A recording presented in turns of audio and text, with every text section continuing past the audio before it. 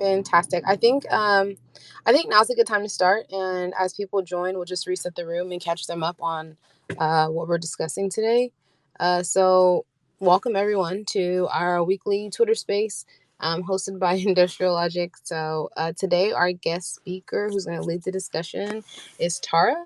Um, Tara, fantastic person, does a lot of work with psychological safety and gonna lead the topic of empathy is not endorsement. So Tara, if you want to give a quick introduction about who you are for anyone who's not familiar, kind of the work you do and what inspired you to speak about or write about this topic. Sure. Um, Thanks for the intro, Jay. I'm Tara Scott. I worked in healthcare for about 10 years before I came into tech, and a lot of that work was in the mental health space. And after working for years as an agile coach and engineering manager, I really wanted to focus on the behavior behind our teams, our leaders, and our organizations, and how much our behavior impacts what we deliver, how we deliver, and how we show up for one another. So this topic, it's very interesting for me to read the date. So this was actually a super personal blog that I wrote. I was in the middle of a divorce and going through it, and I was in a class that I teach called the Psychological Safety Workshop here at Industrial Logic. And somebody wrote in the Zoom chat, empathy is not endorsement. And I just thought it was brilliant. And it kind of led me down a rabbit hole, both in the discussion and in my writing. So here we are.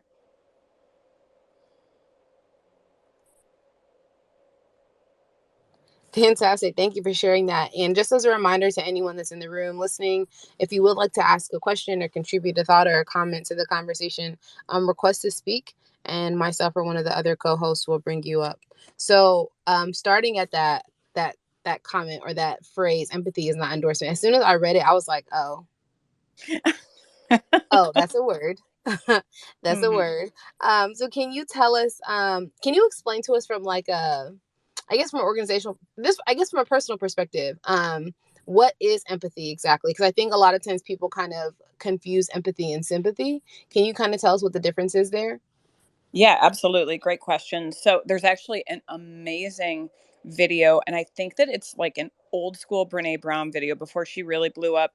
But she did a talk on empathy versus sympathy, and sympathy is feeling something um, for someone as opposed to empathy feeling something with someone. So being able to connect in a very visceral way.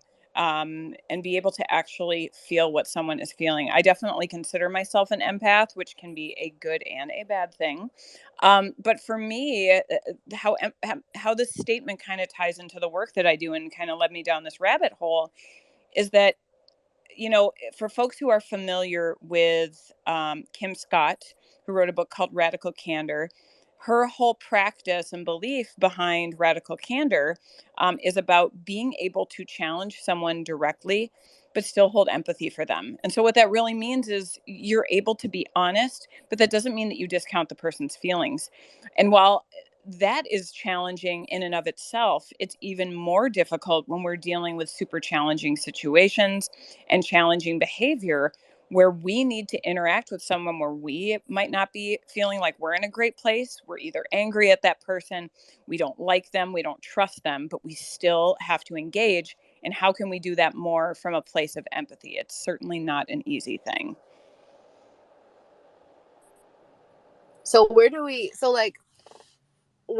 start in this conversation, or where do we start on this journey of like, I guess, on mindful empathy, right? First of all, how do we start being more empathetic in the workplace? Yeah. So that's a great question. A lot of this work that I do in organizational behavior and organizational health has to start with the self with a capital S. S is in Sam. Since we're on audio, I want to make sure people got that. Um, for me, we really cannot have a really genuine conversation until we know where we're coming from. Um, if we're feeling very reactive, and I talk about this in the blog, if we're in a place of trauma response, and what that really means is for anyone who's heard the term amygdala hijack before, If our brain is functioning from the amygdala, that's our lizard brain, right? That's the way that we survive, and that's the way that we know when something is a threat and when it isn't. When that is triggered, which kept us alive as cave people, being chased by saber-toothed tigers and T-Rexes and all that good stuff, that is what got us to safety. That is what kept us okay.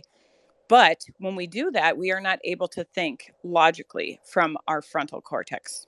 And so when that happens, I'm sorry, frontal lobe. So when that happens, we are really not able to make the most logical decisions in that moment because we're firing on from a place of let's just get safe as quickly as we can. And what does that mean? So for some of us that's fight, for some it's flight. There's also fawn, which is kind of just like if somebody explodes, you just want to make them okay so that it's not really fixing the situation, but it's not really getting to the root cause of what's going on. Freeze, where you don't know what to do because you can't process anything. Your nervous system is just kind of completely shut down, and flop, which is kind of giving up. So when we're reacting from that place and our frontal lobe really isn't able to function, we're not able to come from a place where we're going to feel good at the end of the day with how we approach the conversation. Um, I really like to emphasize that we should be able to give ourselves a little bit of time to be able to process these things, but we don't always have that luxury.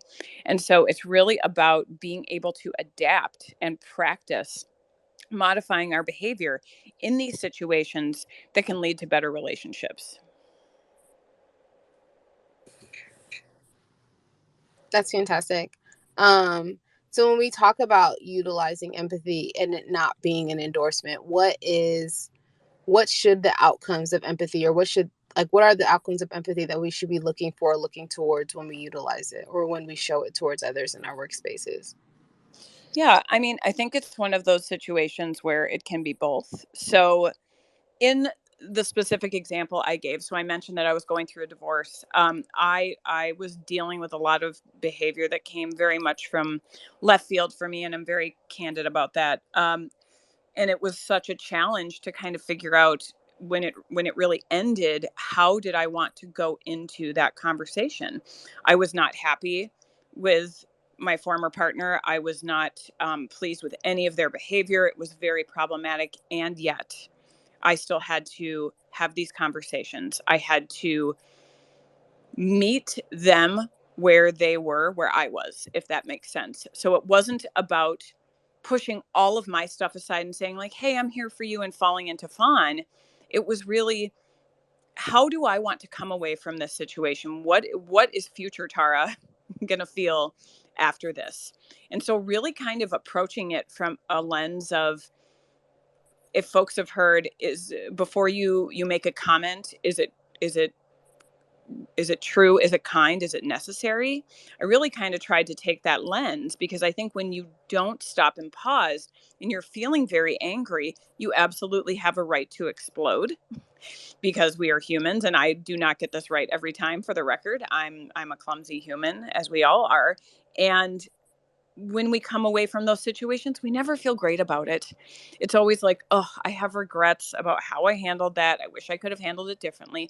And they're all learning experiences. We're not going to get it right every time. And the purpose isn't really to get it right every time, it's to tap into that empathy of, where is that other person really coming from? There's this phenomenal interview that I reference in the psychological safety workshop between Pema Chodron, who is a Buddhist nun who is super awesome. If anyone gets the chance, definitely look her up. She's amazing. There's a talk that she did with Oprah, and Oprah had this amazing question about, like, she said, you know, you're a Buddhist monk, you must deal with people who frustrate you. You must get mad about something. And when you do, what do you do with that? Like, what if you're just having a bad day and you're crabby and you have to interact with people and you don't want to be a jerk, but sometimes it just comes out? And Pema Chodron said that when she feels like that, she will look at that person and say to herself out loud, that's me. And that is her way of building empathy for someone in a moment where you're so caught up in your own head. the person that you're looking at is you. We're all humans. We all make mistakes. Now, you might not be on board with the behavior of that other person, and you may think to yourself, I would never do something like that. But at the end of the day, we don't want to cause more harm. And so, how can we approach that situation from a more empathetic lens? That's good. I want to take a minute to just remind everyone in the room, if you would like to ask a question or contribute a thought or a comment to the conversation, please request to join the stage as a speaker. And myself or one of the other moderators will bring you up. So, Tara, I do want to ask, when we're talking about showing empathy, obviously it's very helpful, right? How do you make the decision in the moment of a situation occurring of, is this a time for empathy or is this a time for accountability, or can those things happen at the same time? That's a super interesting question. So, we do a lot of work in the psychological safety workshop around the difference between accountability and responsibility. And while I don't have all the time in the world to dig into that here, I love this question because I think it's empathy doesn't mean we should throw all accountability for another person out the door, and that we should say, oh, you know what, they just get to be a jerk and that's fine. We have to create those own boundaries for ourselves. So, again, all of this work comes back to the self with a capital S. It's about knowing your triggers, knowing your biases, knowing the good, bad, and the ugly, and having an awareness about them. If you're met in a situation, I will give a perfect example. I worked with a leader years ago who kind of came for me about he thought that I wasn't showing up in a way that he wanted me to, because quite honestly, like I was ready to be done working at this organization. And I knew it in my heart, and I wear my heart on my sleeve, and he could see it. And he really came at me, and part of the reason that I was leaving was because he had narcissistic behavior. He absolutely did. And there was no way for me to get to the root of that. And it wasn't my problem to fix, to kind of get to your accountability piece. And I shared, and I talk about this in the blog, I tried to stay calm, take a deep breath, and walk through something called SBI, which is something called situation behavior impact. So if you find yourself in these situations where you're feeling really heated or really pushed to your brink, um, if you practice something like saying what the situation was, telling them what the behavior was that you witnessed and how it's impacting you, you are sticking to facts. That doesn't mean you're negating your feelings, but you're sticking to the facts of what happened to you. And that is not something that someone else can argue. And that responsibility ultimately has to live with that other person, but it's up to them whether or not they want to recognize it and whether or not they want to do anything about it. At the end of the day, we can really only be responsible for ourselves, because that work is done from the inside. And so all we can do is bring our best selves to the table, and hope that what we say lands, and that we can walk away from that situation saying, I did the best that I could in the moment that I had. That's all I can do. I love that. Tim Ottinger message tweeted, because he doesn't have access to his microphone right now, but he did ask. He said, "Do you suppose people shy away from empathy for fear of going into agreement with the person who is opposing them?" Oh, for sure. I think I'm one of those people. I mean, it's really hard for me to really be comfortable with being empathetic and not making it seem like I'm forgiving the behavior. To your point, Jay, like your question, it's a fine line, and I will often have to rack my brain around how am I going to approach this. And in fact, my former partner has recently asked that, like, can we be friends? And I'm not ready at all. And I had to take some time for myself and process, how do I want to respond in a way. And it was so fitting. This happened yesterday. Like, how do I respond in a way that is both empathetic and respects my boundaries? Because that's super important. And I think that it's really hard for us to come from a place of empathy all the time.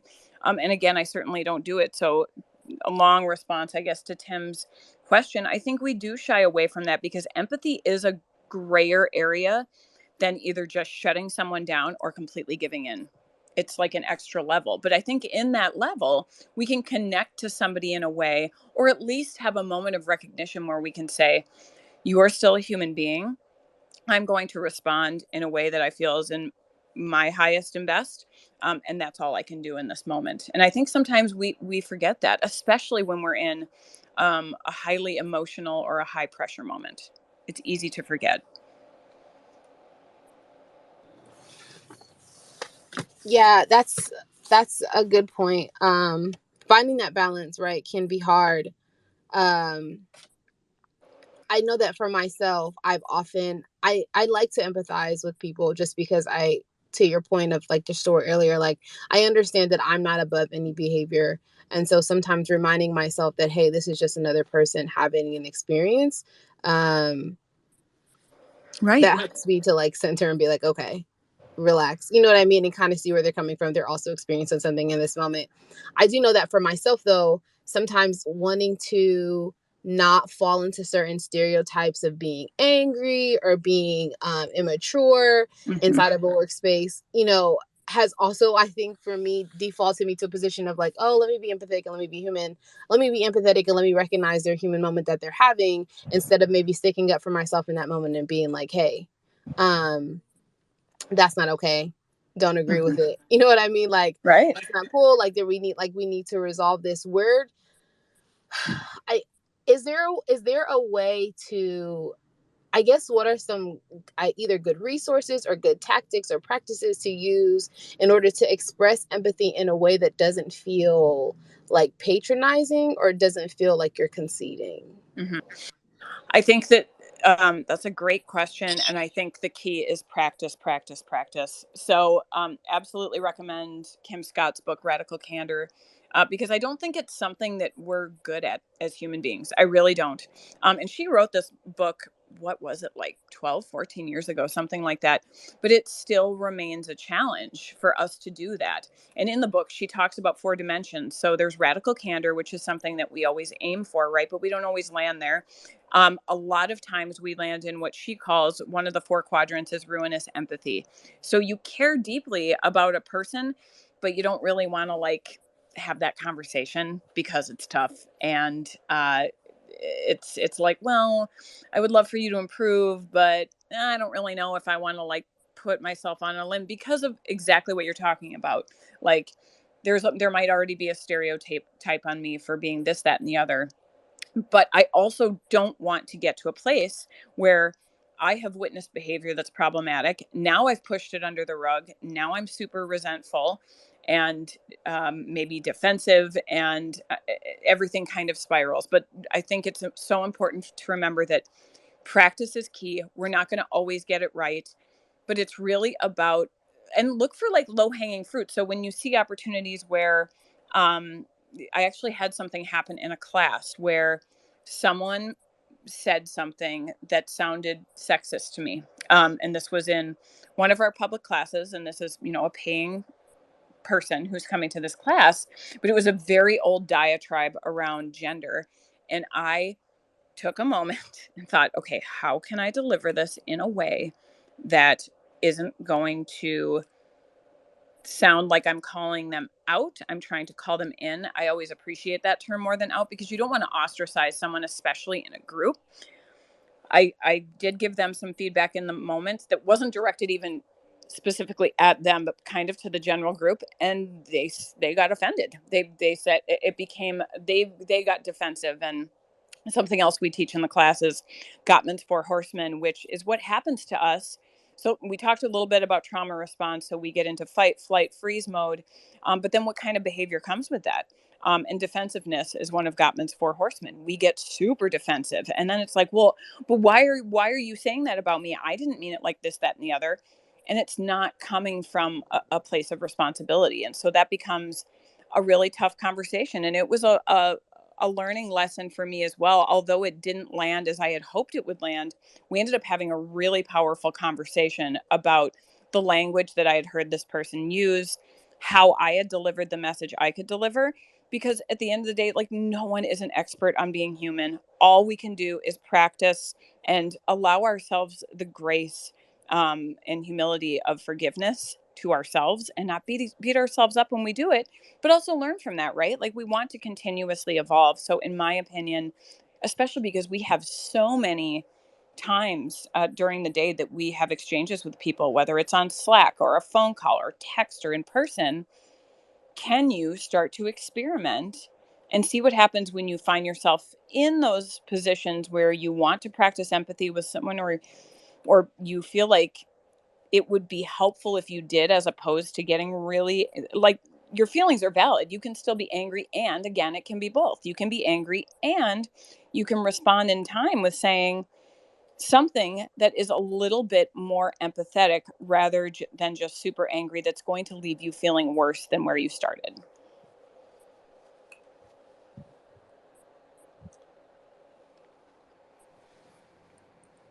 Love that. I just want to ask the room, just reset the room, because we're talking about empathy is not endorsement, talking about psychologically safe environments. If anyone wants to ask a question or contribute a thought, please send up a request, and myself and one of the co-hosts will bring you up to speak. It looks like, Fazaro, you have a question or a thought. Yeah, I just wanted to call out. Call out. I've just become aware of the call in versus call out. I think it's really clever, but also really helpful to remember. You know, when you Hmm. want to call somebody out, try calling them in instead. Right. I just wanted to. Yeah. That's Yeah, pretty cool. totally. And also, I'm thinking about that story. You know, with the fellow that said, you know, the thing, and then immediately got defensive when even when you tried to approach him with, you know, gently, with empathy, to try to call him Yeah. in.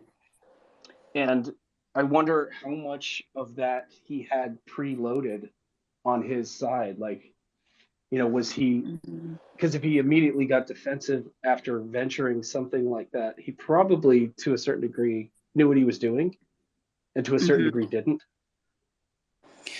Yeah, I think that it's just this. It was something around like men bringing home the bacon or something like that, and just like, or not making women angry, and it was just very old school. And I think that that's normal, been normalized for what, centuries, millennials. And so I think that it takes a lot of work to undo some of that stuff. And when we're met, like a lot of what's happened in the past couple of years, work around anti-racism. Like, I live in Minneapolis, where George Floyd was murdered, and there's been so many interesting conversations, but a lot of it falls back on defensiveness. It's like, well, I didn't do this thing, so I don't know why you're attacking me. But this thing lives within you. And it's something that you can build awareness around. It doesn't mean that you are the worst human being on earth. It means that this is something that might have made someone feel unsafe or uncomfortable. And it might be worth taking a look at. And someone was also brave enough to say, this may not be a helpful way to form this thought because of X, Y, and Z. But to John's point, I think that a lot of that stuff is so it just subliminally lives in our world, and when it's challenged, um, there's also this kind of response of flop, actually, also like flop trauma response, like, oh, I'm sick of hearing about people wanting to be PC. I'm sick of hearing blah, blah, blah. So I do think that it did feel, when I had this moment with this person, it did feel a little loaded. It felt like they had definitely been confronted with something like that before. And now they were having to hear it again. And it's them pushing back, saying, like, I don't know if I want to hear this right now. And I Right. just, Well, they're taking it as a thing about them. They're taking it right. as a thing about them, rather than a thing about that trope in the culture that Exactly. they're Exactly. perpetuating. Yeah. Right, right. And they continued to spiral for a little bit. And did I feel myself getting frustrated? Heck yes. I was getting super frustrated. Was I going to let that lead, like, be the end of my story? No. Because I knew that if I allowed that to happen, not only would I not feel good about myself walking away, it would have made the situation worse. And he would have been like, well, she's angry about this. And this is just, it would have had no resolve. And we ended up having a very thoughtful conversation about it once both of us kind of put our swords down and said, let's have a conversation about this. Let's talk about what this is really about and actually listen to one another. But that's a hard thing to do. We don't do a lot of that. We're not great at that as a culture.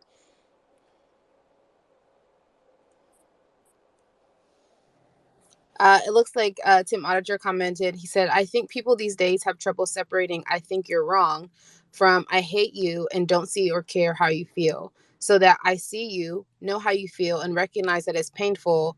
But also, I think you have created this problem and you aren't helping yourself or me. Oh, that is so spot on. I wish Tim's mic was working. um, yes, I couldn't agree more. I think we very quickly go to that defensive stance and we very quickly get very, very angry. And that goes for all of us. We all feel we are more polarized now than I think well, at least in my entire existence as a human, it's the most polarized that I've ever seen, all of us as human beings. And it all of a sudden becomes, we can't even have a conversation about this because I'm just going to instantly judge you, and we're not going to be able to respect one another to have that conversation. And so that's a lot of the work for me, around empathy, is being empathetic, even I don't even want to say even in moments where it's hard, but especially when it's hard, because I think it's some of the most important work that we can do, um, as people who need to collaborate and need to educate ourselves on other human beings, and that it's not always about us as an individual. It might be about something much greater than we realize. And um, being kind costs us nothing. I had a friend tell me, it's bring that up yesterday in a conversation. She said being kind costs you nothing. I don't understand why that's so hard for us, and I think it's hard for us because we can very clearly in our minds see things from someone else as an attack. That's not to say that it's not an attack. However, when we give ourselves some time, even just a few breaths to have some awareness, that can lead to a conversation. And I think Jimmy's hand is up. Yes, hello everybody. Um, there's a space here that is breaking the cycle from people that are reacting this way, Hmm. that learned that reacting that way was how you got your way. And so what's become more and more on the daily conversations between one-on-one people or one of many when it's like a room full of 10 people, Right. you're starting to see this, oh wow, that person just reacted that way. They like, and you start kind of mentoring them and learning, and then after 3 months of conversation you find out that their mentor is taught them that same way. and Exactly. and Yeah. and so it's just this openness of, let's try to break the cycle, let's try to do things differently, because even when you react in such a negative way, you're also in that fight or flight mode, and are you happy with that? And just start kind of questioning them about it. So yeah, I just wanted to add that to it. But love the talk. So love the talk. Thank you, Jimmy. Jimmy is has such a great point there. Like, I think that there is just so much that it is about space. There was a quote that, I have used, and I just used it in a talk, and I used it. We use it in our class, the psychological safety workshop, from Viktor Frankl, who was a Holocaust survivor, around, you know, about there being a space when we're given time to react, and within that space lies our freedom. And I really think when we give ourselves just a little bit of space, so much can happen in that space. It can be about something so much more than just us having a reaction. Um, there's some really interesting stuff out there on, how the nervous system works, and polyvagal theory. If anyone's familiar with that, I'm not going to go down that huge rabbit hole, but they often call, when we have these responses, this is like a response of heightened arousal. So if we're feeling in that fight, flight, freeze mode, we're in a state of heightened arousal. And when we bring ourselves back, and we can feel it in our body. Like, so when we're in a conversation and we're getting frustrated, like we might notice we're clenching our hands, our throats get tight. We start to flush, we get very frustrated. You can feel it happening. But when you find yourself starting to relax after you've started to process it by simply taking a few breaths, you're going to feel much more steady. You're going to feel much more calm. And it's kind of like a little green light in your body to say, okay, I think I'm coming from a little bit better place now. So maybe I can have this conversation.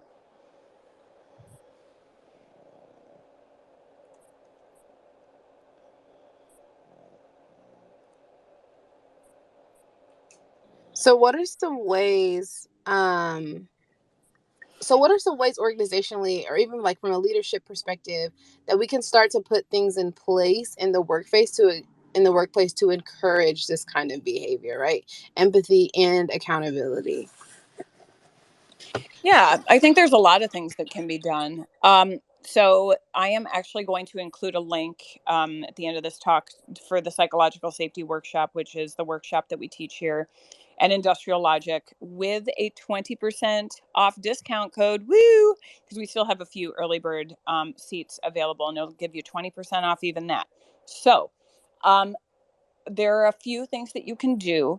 There are many practices that you can put into place, but the work, as I mentioned, really starts with self. So taking something like SBI, which is Situation Behavior Impact, and when you go into your next meeting, your next conversation, and you find something that kind of ruffles your feathers, or maybe there's something that you've wanted to call out for a long time, try and use a tool like that just to say, okay, how can, especially if you're kind of triggered in a way where it's like, I have no idea how to talk to this person about this, but I know that it needs to happen. That's a signal for you to use something like SBI. So talk about the situation, the behavior that you witnessed, and the impact that it made, and see where that leads you, see where that goes. I have also found that because when you walk through just a small, tool like that as a response, you're naturally going to be a little bit calmer. You're not going to feel like you're up to the rafters and feeling like really frustrated. And again, if you are, like, taking a few deep breaths, but going into conversations with things like that. We teach a lot of that in the psychological safety workshop. We use it's 2 days a week, just to give a little more information on the workshop. The first part of the week is learning some of the practices, and then actually identifying places that you can experiment in real time in your world, whether that be at work, at home, with friends, with family. And then when we come back at the end of the week, it's reflecting on what you've learned and what you've tried, because there are so many tools at your disposal. At the SBI is just one of them. And another thing that I would say is just to breathe. If you have a calm app, if you have something where you can just take some deep breaths, and use that as a way to kind of level out again and find yourself in a clearer place, you're going to be able to come to that conversation so much more clearly, than you would if you were just flying by the seat of your pants and letting anger or frustration or resentment or defensiveness take the wheel. And if you hear snoring sounds, it's my pug. She's sleeping. So enjoy. Oh, we love that. I just want to take a quick moment because I see some new faces in this space. Today we're talking about how empathy is not endorsement with Tara. And she's kind of walking us through different things that we can do as individuals or organizations to make our environments more safe, but also how to use empathy effectively, but not also let it take your voice, right?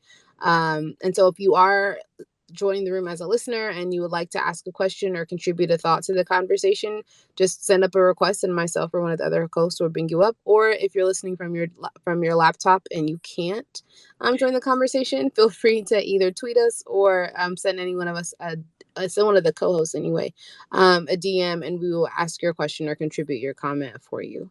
So just doing it that way. I want to ask, do you have an example of like an organization or a situation where someone had to show empathy and accountability at the same time and just did it really right? That's a really good question. An example where they could show empathy, and did it really right. Um, I think that quite honestly, I feel like I witnessed this. I wouldn't say every day, but close to. I think that we don't give ourselves enough credit for how many times we have actually navigated through really tough conversations and come out the other side okay. Sometimes you come out of those conversations right and you just feel like exhausted. But sometimes you come out of them and it actually feels like something really great has happened and you're like, wow, maybe I'm actually onto something and I can start to approach these things in a different way. I can think of a specific example. A few years ago, I was at an organization, and someone who was my boss's boss, very high up in the organization, was having a lot of problems with a team. Um, Kind of not really showing up. There was what I would call a quote unquote bad apple on the team. And what I mean by that is someone who brought a lot of negative energy on a team that already was having a lot of struggles. And he knew that I was having these problems. I had talked to him about it. I'd been coaching this employee one on one to try and make the situation better. He was just one of these naturally pessimistic people. I would call myself a realistic optimist. Like I try and be grounded in reality. But at the same time, I think he looked at me as kind of this employee looked at me as kind of a blind optimist. And for him, since I was a leader, there was no possible way I could understand how bad a situation was. Um, and I watched these folks just continue to get dragged down. Eventually, this director who I worked with had a really good habit because he was not a threatening individual. He was actually quite friendly. He had a habit of just walking into team discussions. You know, it was when we were all, this is pre-COVID days, right? Like we're all in the office. There's these giant fishbowl rooms where it's glass windows everywhere. He walked into the conversation witnessing this person who was really explosive about being so frustrated. And at the same time, he wasn't producing any work because he was so distracted by his own negativity. And the whole team, I mean, we're talking like I believe they were working in sprints at the time. It's like, feels like it was a million years ago, but nothing had been done for a few weeks. And he approached that conversation with a voice of concern. And I really think that when you are met with a personality like that or a situation like that where somebody is really angry, a lot of times they don't feel heard. So this director said, "Can you talk to me about what's going on here?" Just in a very approachable, non confrontational way. He said, "Can you talk to me about what's going on here?" And this employee started to walk things back a little bit. He started to slow down. He was coming out of that state of heightened arousal and started saying, well, I'm really frustrated. And we always put these pull requests in and they never do anything in time. And because this director is so good at working with people, he said, do you think that when you're this angry, uh, you're ever this angry at them because you're frustrated? And the guy said, well, yeah. And he said, well, do you think that's part of the reason that you're not able to make any forward momentum here? And it was this light bulb moment for this employee where he was able to listen to what this director was saying and also be able to express his concerns. It was amazing. And I was like, wow, that was magic. And I wish I had done that weeks ago. But it really is. And I remember asking, because he's a good friend of mine still to this day, I said to this director, I said, how'd you do that? And he said, years of practice. And that really is what it's about. It's about being able to actively listen to someone. If folks are familiar with the term active listening versus passive listening, maintaining eye contact. I know sometimes that can be tough on Zoom if your camera's not on, but really listening to someone and listening to the story and the words that they're saying and just starting to ask some questions, because I can guarantee you that employee that was crabby didn't like being crabby. He didn't want to be mad. He didn't want to be a bad apple. However, because he was constantly responding from that place, it became really difficult for him to see clearly. Jimmy, did you have a question? I thought I saw a hand go up. No, I would actually like to add just one more thing, Yeah. and I have experience from being a technician at Apple back in the day for retail stores, and 100% back up everything you say. The one thing that I would add on to it that I learned the hard way: don't match the person's voice. If Ooh, they're start yes. if they start yelling, keep your voice at a area that you would want them to match back with you, because when they're in that fight or flight stage, Yes. they sometimes do not understand that they are starting to get louder because they're having to describe so much. So it's like they just grabbed a huge paintbrush to describe something and they didn't realize it. But if you continue talking to them with the tone that you started with, that can help them understand, oh, I'm yelling now, and then they can apologize or be aware of it. But something that I learned and I still practice to this day is don't match the person's voice if it's like if you're trying to get to a point with common. Yes. Jimmy, I am so glad you brought that up. That is huge. That is actually something that my therapist taught me a few years ago. Speaking about, in the wake of, the uprising and things that happened here in Minneapolis. And I would get into these conversations with my mom, and she would just come flying out of the gate, like very devil's advocate. Just if you could see me right now, I'm like raising my hand in the air because it was just to the rafters, as I often say.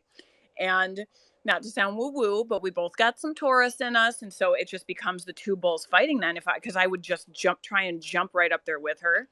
And my therapist said, what if you just stayed where you were though? You said you were calm until you weren't. What if you just stayed there? And to Jimmy's point, it worked. The first time I did it, she was so confused. She was expecting me to come up and meet her, and I didn't. I stayed where I was. And it was almost like she had a moment where she just came to and was like, wait, what were we talking about? She kind of forgot what she was so angry about, because I was refusing to meet her there. Because when you try to meet someone where they are like that, it just becomes a wall of noise. So I really appreciate you bringing that up. Such an awesome point.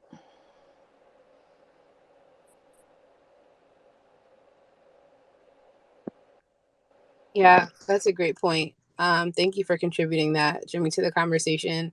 And I just want to remind anyone else that's listening, if you do have a question or a comment or a thought that you wanted to share, be a part of the conversation, feel free to send up a request and myself or one of the co-hosts will bring you up. Or if you are joining from your laptop and can't use your microphone function, feel free to tweet us or DM us, and we will make sure to add your comment or your quote to the conversation.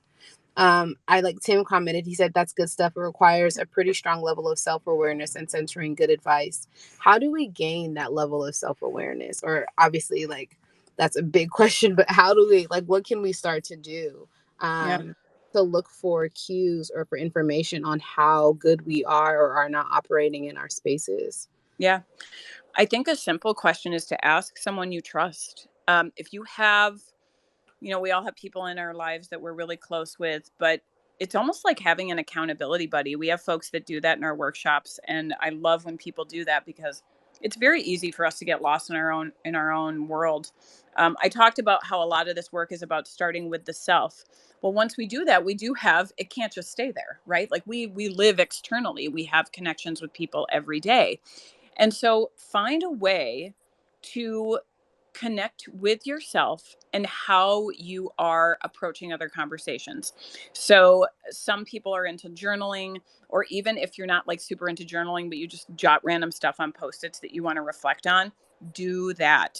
Find a way to reflect back on the things that you've done and see what you do differently. It's almost like kind of doing like a little self retro, but it's a really nice way to be able to reflect back on things. And the second thing I mentioned, the accountability buddy, have a touch base with someone once a week who you share a lot of the same spaces with. So if you do have folks that you collaborate with a lot, whether that's someone on your team or in a group that you just work closely with on a project or a product, see if somebody's willing to do that. I'm actually in the midst of teaching a private psych safety workshop for a really large organization. And someone in the class on the first day, she said, I really want to make sure that I am growing and learning from this stuff. Would anybody like to be my accountability buddy? And I just am a huge nerd and wanted to like start clapping. I was like, yes, yes, yes. I think we all need um, people to be accountability buddies with. What better way to get another perspective of how you are approaching things in the real world, especially when there are challenging personalities, which Let's admit it. They're all over the place. Sometimes, gasp, it might even be ourselves that have that challenging personality. If it's a bad day, or, we just kind of take our eyes off the prize for a second and let, our bad habits get the best of us. Again, this isn't about perfection. This is about growing awareness. And so I really think that having deep conversations with some folks that you can build rapport and build trust with is only going to strengthen those abilities, not only for yourself, but for that other person. So it's like strength in numbers.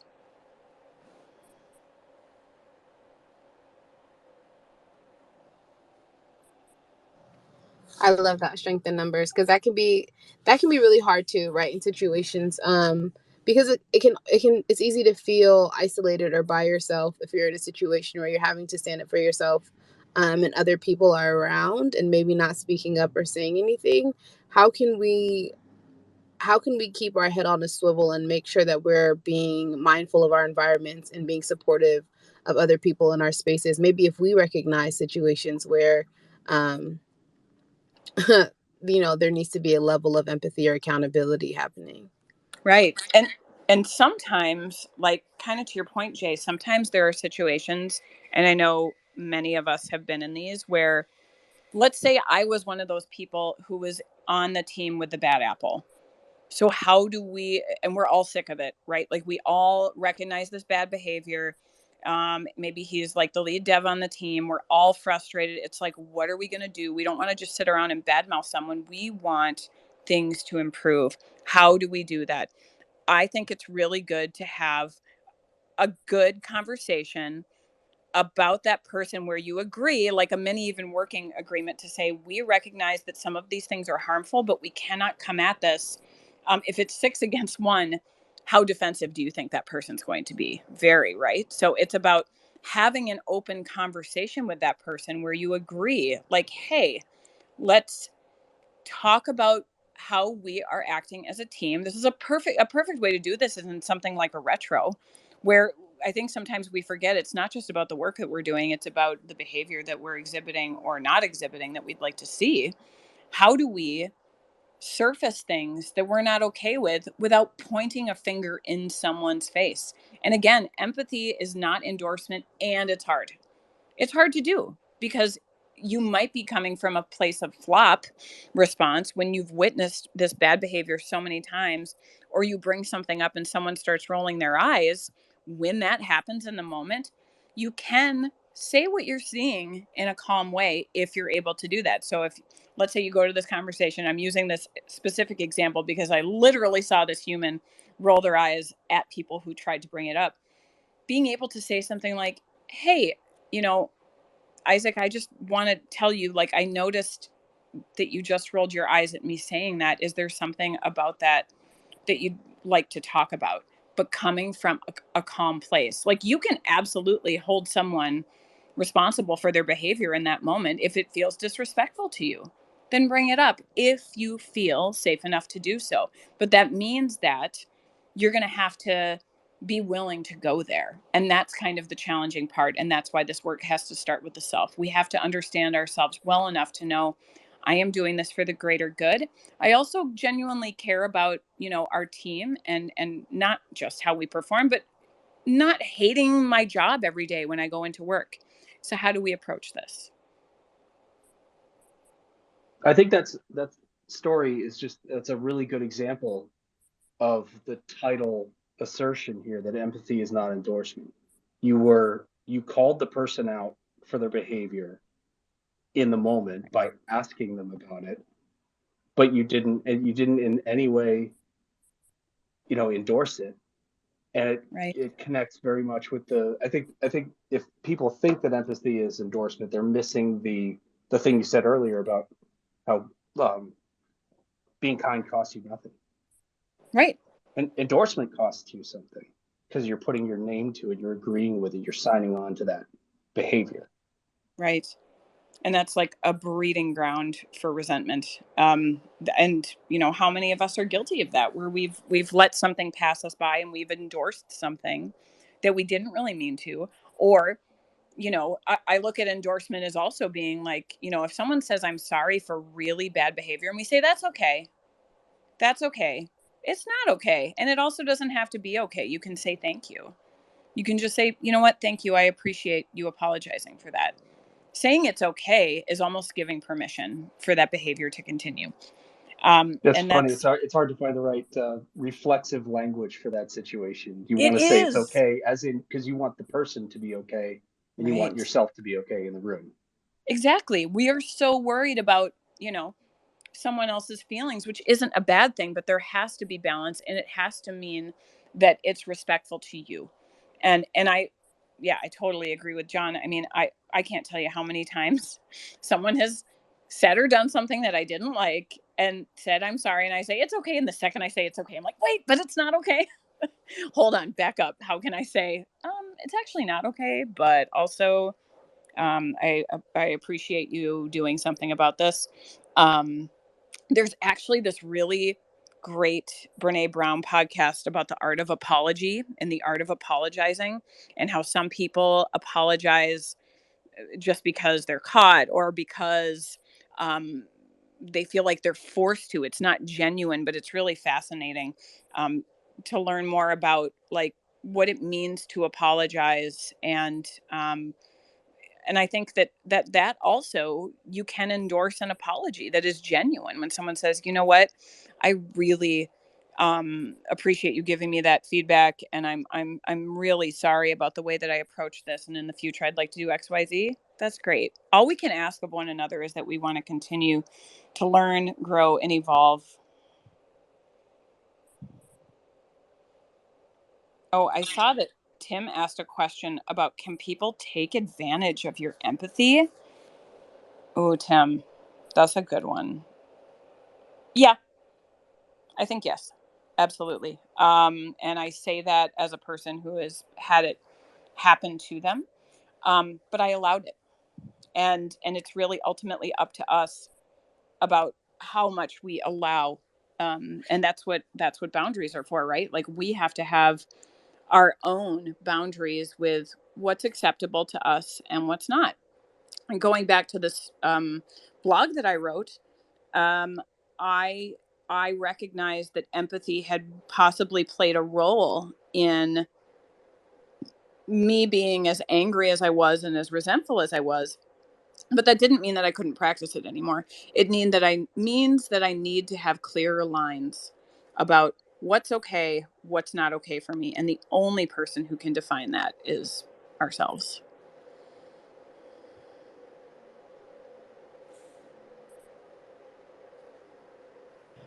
We have a couple minutes left. If anyone wants to ask a question that's listening, feel free to send a request and ask a question or share a thought in the last few minutes that we have. So I wanted to ask, what are some resources? Obviously, like you put on a great workshop and a lot of great content around this subject. What are some resources, either books or podcasts, even videos that helped you in your journey of kind of like putting together information and learning tactics and techniques that people who are in the room today might find useful? Absolutely. Thank you for that question.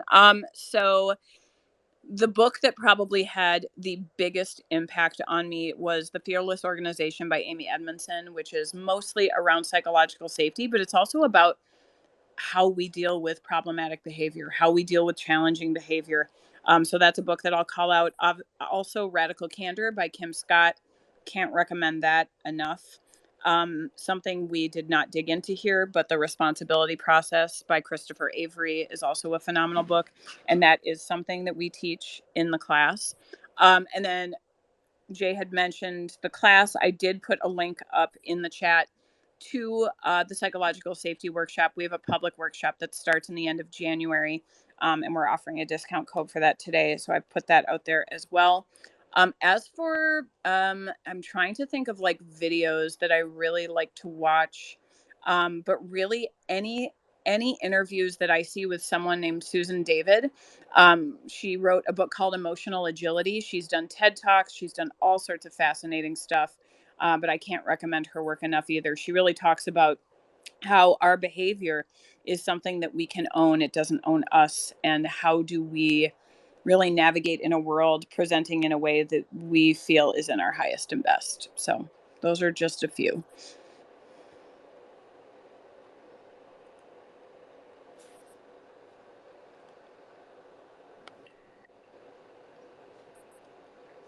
I love that. I'm sorry, I'm still like trying to write down and take notes.